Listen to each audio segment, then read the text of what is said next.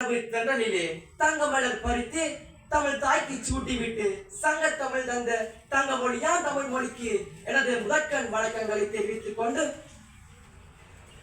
ஆண்குல சிங்கங்களுக்கு நல்லதொரு தீர்ப்பை வழங்குவதற்காக தேனிகரில்லா தலைவராய் வீச்சிருக்கும் நடுவர் அவர்களுக்கும் ஏன் வந்தோம் எதுக்கு வந்தோம் என்று தெரியாமல் வந்து அமர்ந்திருக்கும் எதிரணி தரப்பினருக்கும் ஏற்றக தரப்பினருக்கும் எனது இந்நேர வந்தனங்களை தெரிவித்துக் கொண்டு நேரடியாக வாதத்துக்கு வரலாம் நினைக்கின்றேன். அந்த வகையிலே நடுவர் அவர்களே, இன்றைய தலைப்பு என்னவென்றால், இன்றைய காலகட்டத்தில் பெரிதும் பணத்தை செலவு செய்வது ஆண்களா பெண்களா? அந்த வகையிலே நடுவர் அவர்களே, உங்களுக்கு மனைவி இருக்கிறது, பிள்ளைகள் இருக்கிறது, அதுபோன்று மகள் இருக்கிறது, மகனும் இருக்கிறது. எனக்கு ஒரு கேள்வி என்னவென்றால், உங்களாலும் உங்கள் மகனாலும் ஏற்படும் செலவு உங்கள் குடும்பத்தில் அதிகமா, அல்லது உங்கள் மனைவியாலும் உங்கள் மகளாலும் குடும்பத்தில் ஏற்படும் செலவு அதிகமா? அதை கூறுவதற்காக உங்களை குடும்பத்தில் ஏற்படும்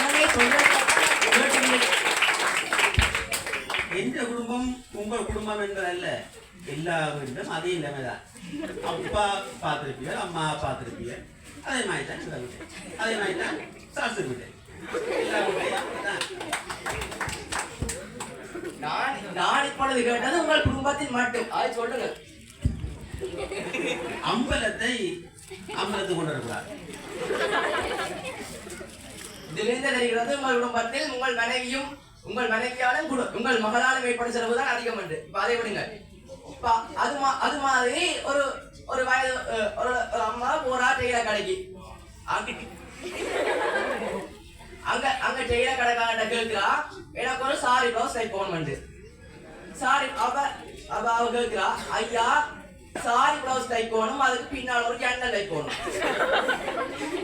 அதுக்கு ஜன்னலுக்கு கொஞ்சம் மாட்டு பண்ணணும் ஐயா, என்னமா இருக்க? அப்ப அவனும் சொல்றான், கொத்தனாருக்கு 1000 ரூபாய் கொடுக்கணும், கல்லு பறிக்கிறவனுக்கு 2000 ரூபாய் கொடுக்கணும் என்று சொல்ல, திருப்ப அவன் அதுக்கு கணக்கான என்னன்னு சொல்றான், உங்களோட இப்ப புதுசா கட்டின மேம்பாலத்துக்கு கம்பி எடுத்து கட்டுற மாதிரி ரிபன் நாடாவும் கட்டணும், அதுக்கு ஏற்ற மாதிரி செய்யும் போது இப்படி தேவை இல்லாம செலவு செய்யறார்கள் அந்த பெண்கள். அங்க மேடு காட்டுருக்கோம், 2-3 பக்கத்துல இருக்கும், அதை விடுங்க. ஆனா இப்ப என்னண்டா, பியூட்டி பார்லர்ல போனா 10 பக்கத்துல மேடு காட்டு. என்னட்டு கேட்டா, HD makeup, water proof makeup, அந்த மேக்கப், இந்த மேக்கப் வந்து எத்தனை வெரைட்டிஸ் லட்சம் பார்க்கலாம். ஒரு விருப்பம் இருக்கும். அந்த வகையில அருளை செலவு பண்றது ஆண்டவர், பொருளை செலவு பண்றது பட்டர்கள், புகழை செலவு பண்றது மேதைகள், அறிவை செலவு பண்றது அறிஞர்கள், புன்னகையை செலவு பண்றது குழந்தைகள், அதுபோல அன்பை செலவு பண்றது ஆண்கள். ஆனால் இந்த பெண்கள் என்ன செலவு பண்ண தெரியுமோ? பணத்தை.